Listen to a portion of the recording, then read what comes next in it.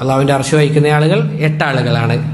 ആ മലക്കുകളുടെ വിശേഷണം റസൂലുള്ളാഹി സല്ലല്ലാഹു അലൈഹി വസല്ലമ നമുക്ക് പറഞ്ഞു തരുന്നുണ്ട്. ഇപ്പോൾ ചിന്തിച്ചതുപോലെ എന്താണ്, 70,000 നരകം കൊണ്ടുവരാൻ മലക്കുകൾ ഉണ്ട് എന്നാണ്. അത് ഓരോ കയറിന് മുകളിലും.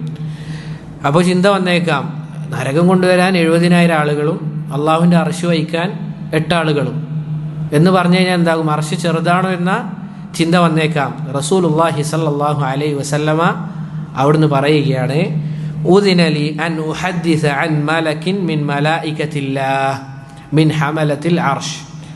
അള്ളാഹുവിൻ്റെ റസൂൽ സല്ലല്ലാഹു അലൈഹി വസല്ലമ പറയുകയാണ്, എനിക്ക് അള്ളാഹുവിൻ്റെ അർശ് വഹിക്കുന്ന മലായികത്തുകളെ പറ്റി നിങ്ങൾക്ക് സംസാരിച്ചു തരാൻ എനിക്ക് എന്ത് ചെയ്തിട്ടുണ്ട്, അനുമതി ലഭിച്ചിട്ടുണ്ട് എന്ന് അള്ളാഹുവിൻ്റെ റസൂൽ സല്ലല്ലാഹു അലൈഹി വസല്ലമ പറയുകയാണ്. എന്നിട്ട് പറയുകയാണ്, ഇന്നമാ ബൈന ശഹ്മതി ഉദ്നിഹി ഇലാ ആതികിഹി മസീറത്തു 700 ആം. എത്രയാണ് സഹോദരങ്ങളെ?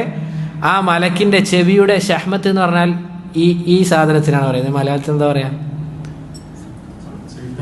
എന്താണ്? അയ്യോ അഹ്സൻ, ജസാക്കുമുല്ലാഹു ഖൈറൻ. ചെവിത്തടം. ഈ ചെവിത്തടം മുതൽ അതിൻ്റെ ഷോൾഡർ ഉണ്ടല്ലോ, തോള്, അതുവരെ 700 വർഷ വഴിദൂരമുണ്ട് എന്നാണ്. ലാ ഇലാഹ ഇല്ലല്ലാഹ്.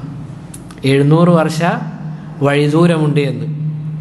ഈ ചെവിത്തടം മുതൽ ഇതുവരെ ഒരു മലക്കിൻ്റെത് എത്രയാണ്? 700 വർഷ വഴിദൂരമുണ്ട് എന്നാണ്. അപ്പോൾ ആലോചിച്ച് നോക്ക് സഹോദരങ്ങളെ, ഇതാണ് അർശിൻ്റെ അല്ലെങ്കിൽ അർശ് വഹിക്കുന്ന മലക്കിൻ്റെ വലിപ്പം.